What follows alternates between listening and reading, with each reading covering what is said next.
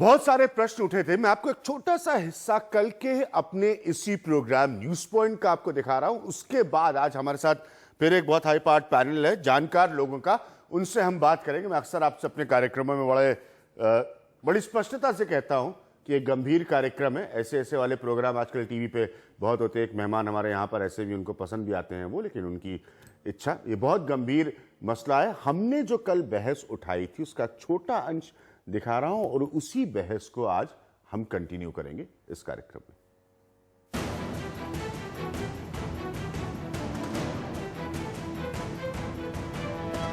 दवाइयां बनाने वाले और डॉक्टर्स के बीच में एक बड़ी साठगांठ है और एक बड़ा नेक्सस है, क्योंकि उनमें कोई उनका वेस्टेड इंटरेस्ट है। ये कहना कि वो कमीशन के कारण गलत दवाई लिख रहे हैं, वो हम कंडेम कर रहे हैं।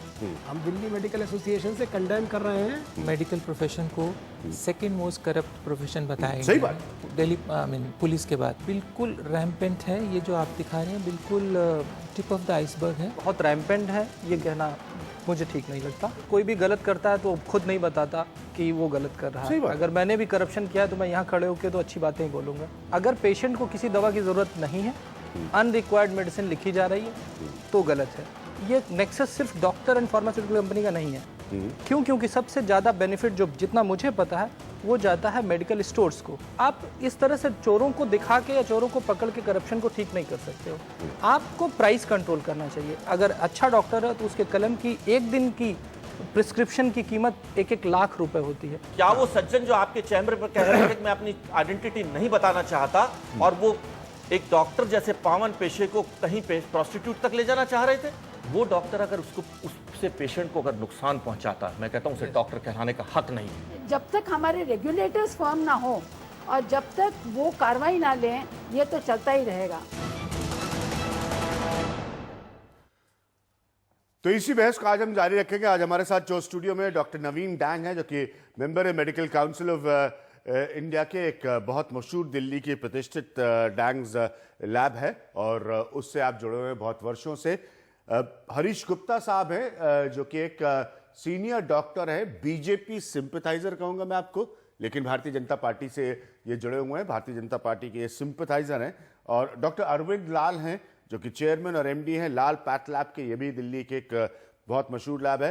राजीव तिवारी साहब हमारे साथ मौजूद हैं जो कि डायरेक्टर हैं हेल्थ और वेलनेस के रॉकलैंड हॉस्पिटल के। बड़ा बेसिक सवाल यहां पर ये उठ रहा है कि क्या ये थोड़े बहुत डॉक्टर्स हैं या ज्यादा डॉक्टर्स हैं जो इस तरह की प्रैक्टिस को अंजाम देते हैं। डॉक्टर नवीन डैंग, मैं आपसे शुरू करूंगा। क्या डॉक्टर्स को ये समझ में आता है कि वो क्या कर रहे हैं, या उनको लगता है अरे ठीक है साहब, थोड़ा बहुत पैसा हो गया, आईफोन मिल गया, ये मिल गया, वो मिल गया, इसके लिए वैसा कर देते हैं? अभिज्ञान, आपने सही प्रश्न पूछा जी। ये एक दीमक है जो कि लगनी शुरू हुई थी कई वर्ष पहले और लगती चली जा रही है और बढ़ती चली जा रही है। लेकिन मैं ये नहीं कहूंगा कि सारे डॉक्टर भ्रष्टाचारी हैं। काफी भ्रष्टाचारी हैं, लेकिन अति तक फिर भी मैं आज कहूंगा कि भ्रष्टाचारी नहीं है। जब हम लोग डॉक्टर बने थे तो हम डॉक्टर बने थे ये सोचकर कि हम डॉक्टर बनना चाहते हैं। एक वाइट कोट जो हमने पहना था उसकी हमने एक सौगंध ली थी कि हम अपने मरीजों का ख्याल रखेंगे। और हम, जहां तक मेरा विचार है, मैक्सिमम लोग एटलीस्ट जो हमारी जनरेशन के हैं, मैं कहूँगा 650 प्लस जनरेशन के हैं, उनको आज तक इस बात का ज्ञान है कि पहले मरीज। बहुत कम लोग हैं विज्ञान जो कि इस बताए हुए पाथ से बिछड़ गए हैं। लेकिन जैसे कहते हैं डॉक्टर, परसेंटेज बहुत कम है, प्रतिशत बहुत कम होगा जो लोग भटके होंगे या इस तरह के रास्ते पर गए होंगे। देखिए, लेकिन एक खराब मछली से कहा जाता है पूरे तालाब को खराब करती है। इसी प्रकार मैं ये नहीं कहूंगा 1 या 2 है, मैं कहूंगा कि कई प्रतिशत होंगे भी। लेकिन कभी आपने सोचा कि क्यों? शायद एज प्रोग्राम प्रोग्रेसेस हम इस बात को विचार करना चाहेंगे कि भ्रष्टाचार का कारण क्या हो रहा है। भ्रष्टाचार है, मेडिकल प्रोफेशन भ्रष्टाचारी नहीं है। मेडिकल प्रोफेशन आज भी नोबल प्रोफेशन है। आज भी स्टूडेंट्स जब स्कूल से निकलते हैं मेहनत करके लगन से, हाँ सही बात है, मेडिकल की पढ़ाई जो आसान काम नहीं है, करके एमबीबीएस में एडमिशन पाते हैं। वो 5 साल मन लगा के पढ़ते हैं और विज्ञान ये आसान पढ़ाई नहीं है, बहुत मुश्किल पढ़ाई है। पढ़ाई करने के बाद निकल कर जब बाहर निकलते हैं तो क्या पाते हैं? एक समुंदर मरीजों का, लोगों का, जिनकी उनके साथ उम्मीदें जुड़ी हुई हैं, जो उनकी आशाएं हैं उनके साथ, उनको सॉल्व करना चाहते हैं, लेकिन कहां भटक जाते हैं, क्यों भटक जाते हैं, ये मैं चाहूंगा कि हम लोगों को एनालाइज करना ठीक है, चाहिए। वो उस पॉइंट पर हम आएंगे। राजीव तिवारी, प्रॉब्लम क्या है? क्या पैसे का दबाव? आप एक मशहूर प्राइवेट हॉस्पिटल में डायरेक्टर हैं, ये क्या है कि ये भी उस स्टिंग ऑपरेशन से जाहिर हो रहा था कि ये कोई बड़े पैसे का मसला नहीं है, छोटी छोटी चीजों के लिए भी डॉक्टर जो है वो बिक जाते हैं, ऐसा क्यों होता है? सबसे पहले तो अभिज्ञान मैं आपको बधाई देना चाहूँगा कि हेल्थ केयर के ऊपर रिपोर्टिंग होती नहीं है और एनडीटीवी ने कम से कम एक स्टिंग ऑपरेशन करके हेल्थ केयर को मुद्दा तो माना। आई थिंक हम लोग थोड़ा सा इशू से भटक रहे हैं। कल भी मैंने आपका प्रोग्राम पूरा देखा था।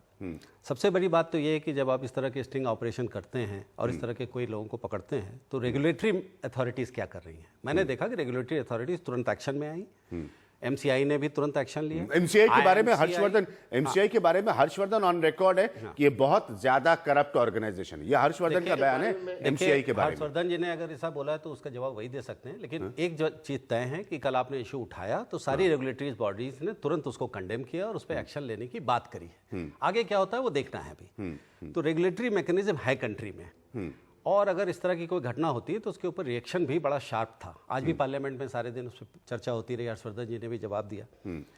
अब सवाल ये उठता है कि इन सब के अंदर कहानी यहाँ खत्म होती है कि यहाँ से शुरू होती है? मेरे हिसाब से कहानी यहाँ से शुरू होती है। ठीक है, इसमें सबसे बड़ी बात है कि मरीज के अपने अधिकार हैं। जब मरीज किसी डॉक्टर के पास जाता है तो सबसे पहले उसका पूरा अधिकार है पूछने का, और कोई डॉक्टर मना नहीं करेगा कि भाई मुझे बीमारी क्या है और ये दवा मुझे किस लिए दी जा रही है। अच्छा तो ये होगा कि डायग्नोसिस पहले हो, बीमारी का पता लगे, फिर उसका इलाज हो। डॉक्टर्स के साथ समस्या ये है कि अगर आप पूरी कम्युनिटी को ही करप्ट बताते हैं और वो टेस्ट लिखता है डायग्नोसिस के, तो मरीज कई बार ये सोचते हैं कि फालतू के टेस्ट लिख रहा है, पैसे बना रहा है।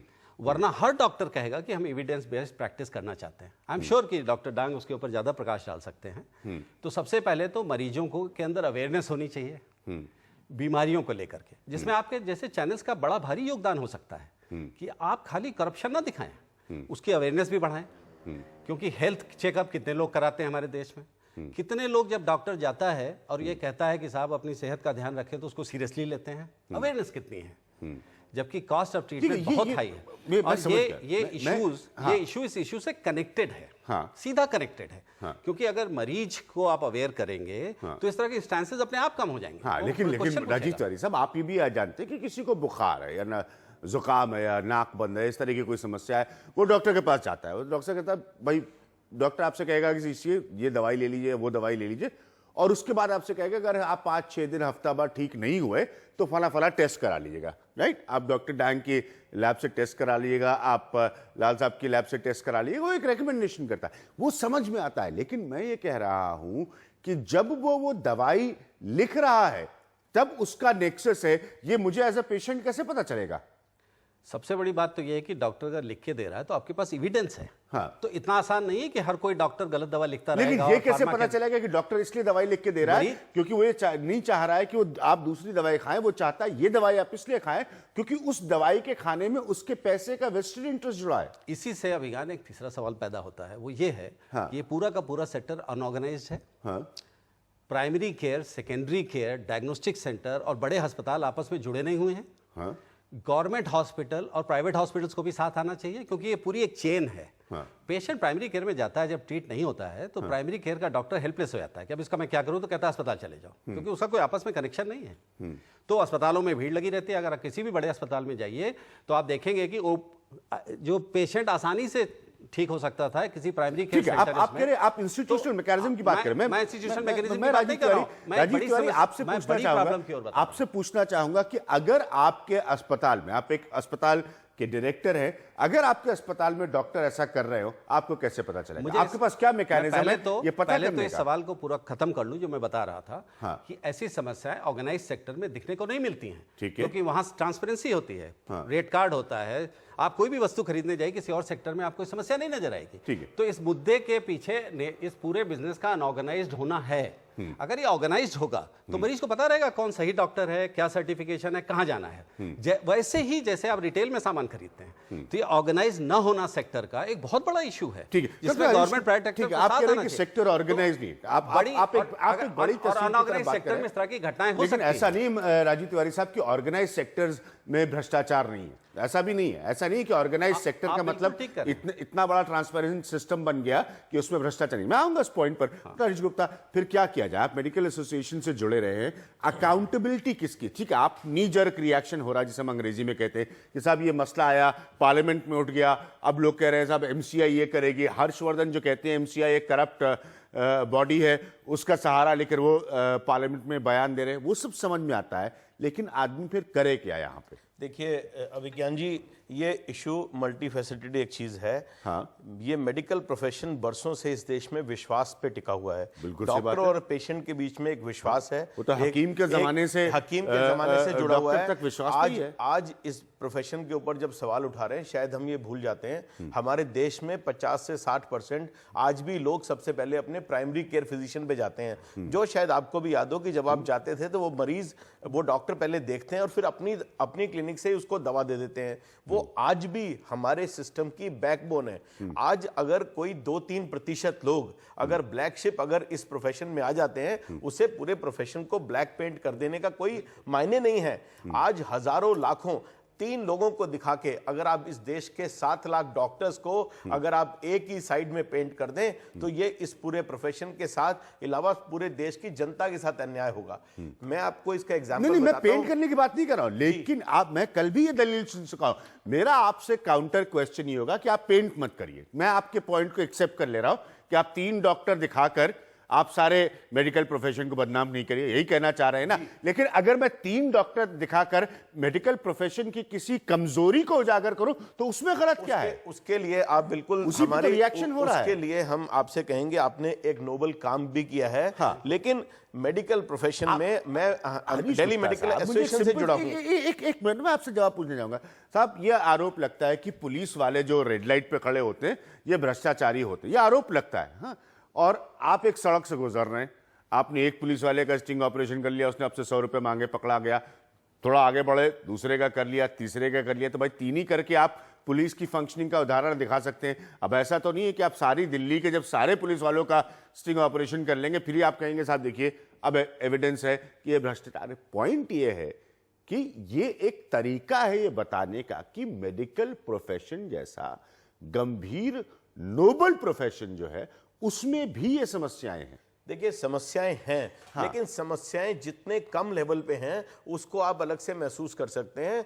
ये इस प्रोफेशन में शुरू से वो लोग आते हैं, 5 लाख लोगों का एक एग्जाम होता है और 3,000 बच्चे सेलेक्ट हो गए आते हैं। कैपिटेशन फी से भी बहुत डॉक्टर बनते हैं सर इस मुल्क में। वो बहुत बड़ा एक और मसला है कि कौन कितना काबिल और डॉक्टर बनने के लिए, मैं उसमें नहीं जा रहा हूं। अलग जैसा डॉक्टर साहब ने कहा कितनी गंभीर पढ़ाई के बाद और एक कितनी ज्यादा उनको अपनी स्किल से अब इम्बाइब करनी पड़ती है, किससे वो निकलते हैं, ये भी एक जरूरी है। मैं आपसे ये इस बात को डिफेंड नहीं कर रहा कि अगर 3 लोगों ने कोई गलत काम किया है तो medical association, medical council, as a president of Delhi medical association, I have been a member of the Delhi medical council, we will never ever defend any person who takes bribe, who takes cuts from anybody and who goes on any freebies, any trips being organized by any companies like that. This is on record. मुझे बहुत सारे लोगों ने feedback दिया, मैं आपको अपना Facebook का पेज खोल के दिखा सकता हूं, जहां लोगों ने कहा कि ये तो बड़ी रेगुलर सी बात है, लोग विदेश यात्राओं पर जाते हैं, टिकट उनके लिए ऑर्गेनाइज किए जाते हैं, खास तरह के डॉक्टर्स का। इसीलिए मैंने राजीव तिवारी साहब एक प्रतिष्ठित प्राइवेट अस्पताल से जुड़े, इनसे मैंने पूछा। मैं डॉक्टर लाल को लाऊंगा यहाँ पर, ये डॉक्टर अरविंद लाल, उनका भी एक बहुत एस्टैब्लिश्ड डॉक्टर लाल पैथोलॉजी लैब है। सर बेसिक प्रॉब्लम क्या हो रही है? क्या लोग अपने, जैसे डॉक्टर डैंग ने कहा, जिस सफेद कोट को पहनते वक्त जिस तरह की बात वो अपने आप से करते थे एक डॉक्टर के तौर पर, शपथ लेने से आता, शपथ तो हमारे देश में नेता भी लेते हैं लेकिन उसके बाद बहुत गड़बड़ काम कर देते हैं वो, तो क्या वो शपथ को भूल जाते हैं लोग? अभिज्ञान मेरे हिसाब से जो डॉक्टरी का प्रोफेशन है, मेडिकल प्रोफेशन है, ये एक पूरी सोसाइटी का एक आईना है। It is like a mirror. और जो सोसाइटी में हो रहा है उसका थोड़ा सा जो रब ऑफ डॉक्टर्स पे भी करता है।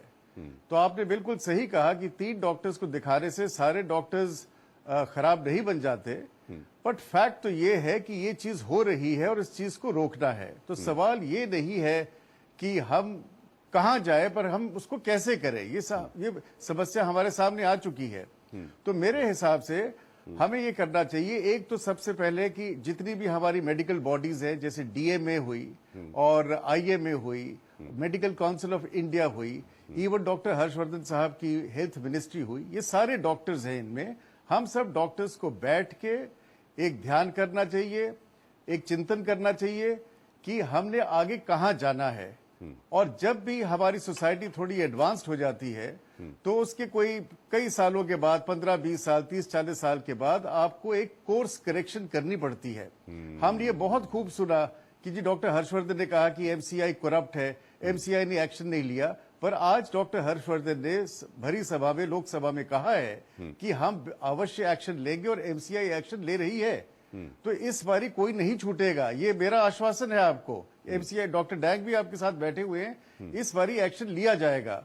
एक तो ये होगा सेल्फ रेगुलेशन, दूसरा ये है कि सरकार को भी कोई ना कोई ऐसा लॉ पास करना पड़ेगा जिसमें एरेंट डॉक्टर जो गलत काम करते पकड़े गए हैं उनको सजा दी जाए। तो ये 2 चीजों के साथ हमारा काम आगे बढ़ेगा कि उनको सजा। राजीव तिवारी, अब मैं दूसरे पॉइंट पर आता हूं। कोई भी व्यक्ति ऐसा काम किसी भी प्रोफेशन से पैसे के लिए करेगा, ठीक, ये तो स्पष्ट है।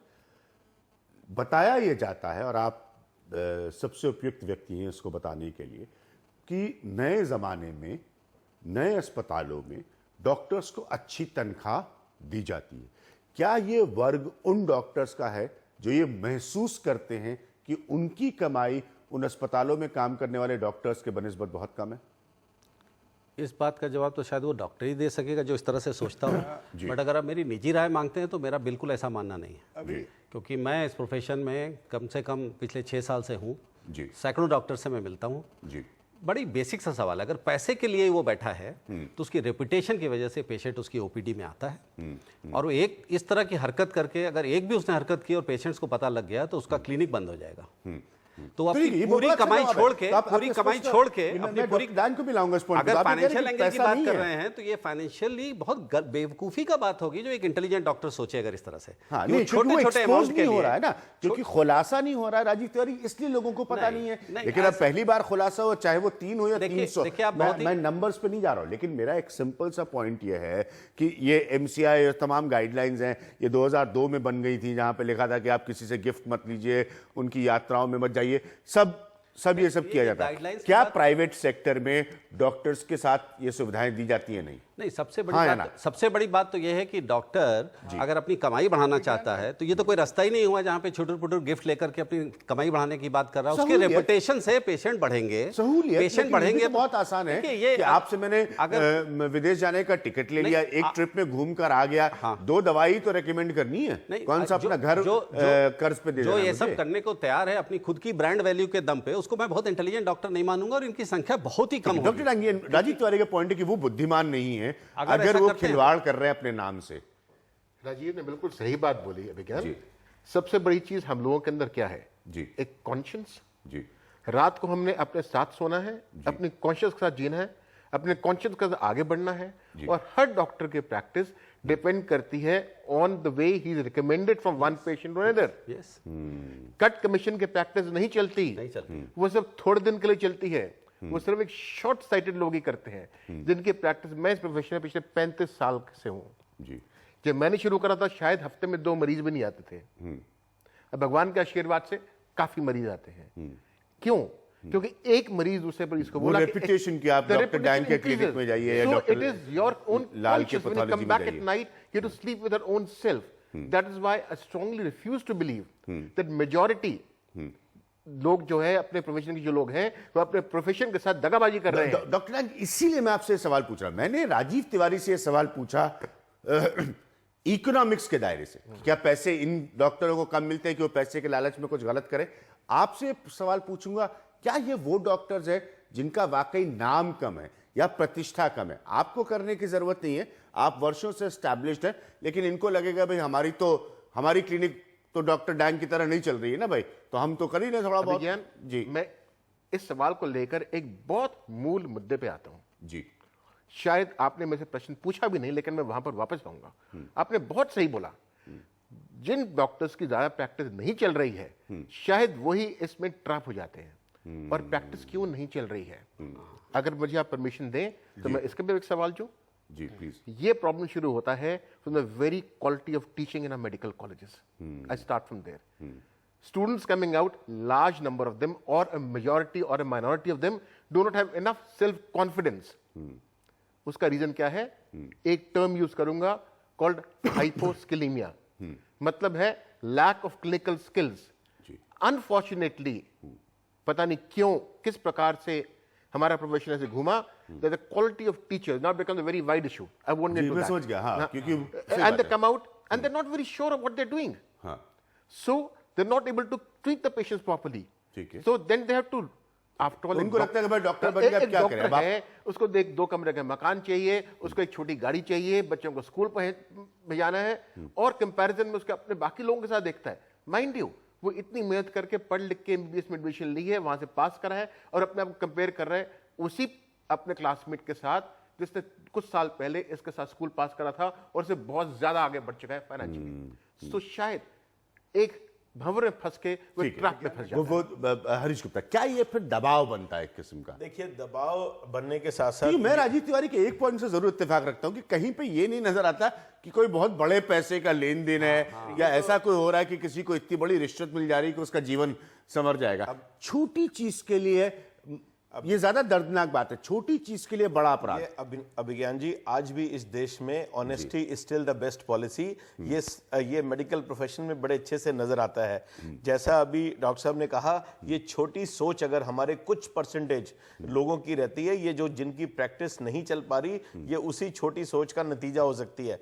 I am a surgeon by practice. If somebody gives, अगर वो मेरे से सर्जरी कराने के लिए आता है, अपनी जिंदगी वो हमारे हवाले कर देता है, वो उस विश्वास पे करता है कि इस डॉक्टर की जो एक काबिलियत है, इस डॉक्टर की जो केयरिंग की स्किल है, वो इतनी कॉम्पिटेंट है कि मेरी जिंदगी को संभाल पाएगा। जिस दिन वो विश्वास का नाता टूट गया, उस दिन ना प्रैक्टिस आगे चल पाती है, और उस नाते को, उस रिश्ते को, उस विश्वास को बनाए रखने के लिए आपको अपना कंडक्ट, आपको अपनी स्किल्स उस तरह से रखनी पड़ती है। मैं अगर आप लोगों से ये पूछूं कि आप लाल साहब, डॉक्टर डैंग, आप जैसे लोगों की, हो सकता है आपका प्रतिशत बहुत छोटा है। देखिए, नहीं, ये बात की जवाब भी हो, आप हो सकता है, क्योंकि आप लोग सब लोग प्रतिष्ठित है, एस्टैब्लिश्ड है, आपको वो मजबूरी नहीं महसूस होती। हो सकता है आपका परसेंटेज बहुत छोटा नहीं, हो। देखिए, वो जिनको हम दिखा रहे हैं, जिनको आप कह रहे हैं सिर्फ 3 लोगों को दिखा के आप मेडिकल प्रोफेशन को बदनाम कर रहे हैं, हो सकता है उनका प्रतिशत आपसे कहीं ज्यादा। आई एम सॉरी टू से, अगर मैं कुछ नाम उसमें से देख पा रहा हूं, अगर I am not able to hear what they are saying, but there are quite senior people which I am able to see. It is not that you have not seen, you have not shown anybody who's a resident doctor, who's a starter.